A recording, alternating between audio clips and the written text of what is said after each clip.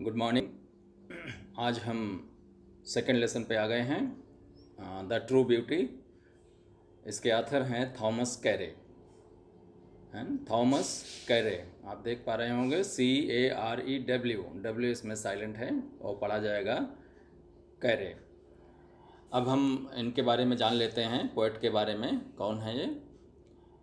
तो थॉमस कैरे जो ये नाम है, इंग्लैंड के फेमस पोएट्स में से एक हैं Thomas Carew, one of the cavalier poets. Cavalier माने जो कैवलियर होता है नाइट के NIGHT, सामंत।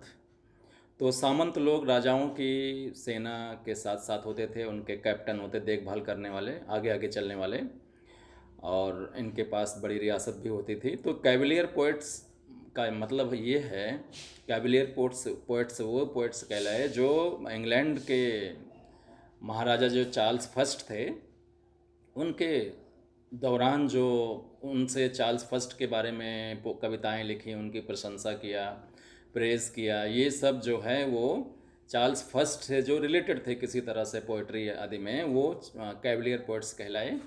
तो ये कैवलियर पोएट्स की कैटेगरी में आते हैं, माने चार्ल्स फर्स्ट से जुड़े हुए थे। ठीक है, तो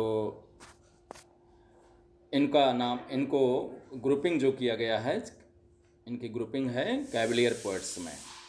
जैसे अपने यहाँ छायावाद, प्रसाद युग, निराला युग, इसी तरह कैवलियर पोएट वो कहलाए जो किंग चार्ल्स फर्स्ट के समय में थे और उनकी गुणगान में, उनकी प्रशंसा में कविताएं लिखे।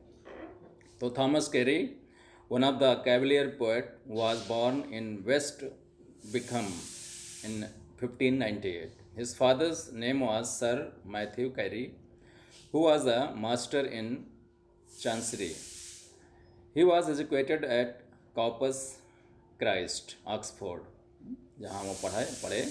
कॉलेज का नाम है। He got favor of King Charles First.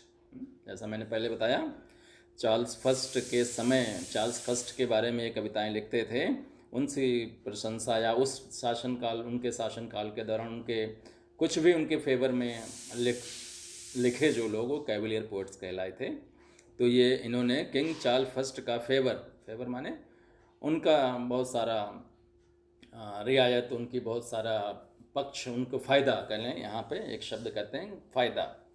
तो he got favour of King Charles first and was appointed to an office at his court. उनके कोर्ट में किसी अच्छी पोस्ट को इन्होंने प्राप्त किया उनकी कृपा से, अनुकंपा से। He was a true disciple of Ben Jonson. Ben Jonson आपने पोएम पढ़ी है पिछली क्लासेस में, बहुत अच्छे पोएट हैं। तो बेन जॉनसन के डिसाइपल थे, शिष्य थे। He was also influenced by Donne, John Donne, बहुत फेमस इंग्लिश के राइटर, एक युग कवि कहेंगे इनको। तो जॉन डोने से इन्फ्लुएंस थे। So he wrote a fine elegy on John Donne, इसलिए जॉन डोने की मृत्यु के पश्चात उन पर बहुत सुंदर एलजी लिखी। आप जानते हैं एलजी क्या है, पिछली क्लासेस में आपको अच्छे से बताया गया। एलजी वो पोएम होती है जो किसी की डेथ के पश्चात मौर्न, MOUR, मौर्न माने विलाप करने के लिए, उनको शोक प्रकट करने के लिए जो पोएम लिखी जाती है उसको हम कहते हैं एलजी। शोक गीत एक तरह से कह सकते हैं, शोक गीत। हिंदी में तो नहीं होते शोक गीत, बट इंग्लिश में एलजीज का मतलब होता है a poem which is sung on death of some near and dear. तो इन्होंने जॉन डोने के मृत्यु के पश्चात एक बहुत सुंदर एलजी लिखी, his longest and the masterpiece creation, the rapture नाम है उसका। लॉन्गेस्ट माने बहुत लंबी, और मास्टरपीस सबसे अच्छी रचना, मास्टरपीस माने one of the best work by A poet और ए राइटर। उसका नाम था rapture, is a fine love poem. He also wrote a number of graceful songs and lyrics. Graceful songs and lyrics, बहुत सारे इन्होंने लिखे। True Beauty is one of them. ये graceful song है, लव सॉन्ग है। ट्रू ब्यूटी जिसको हम पढ़ने जा रहे हैं, his poems are highly musical, इसमें म्यूजिक से भरा हुआ है, म्यूजिकल है इनकी सारी पोएम्स।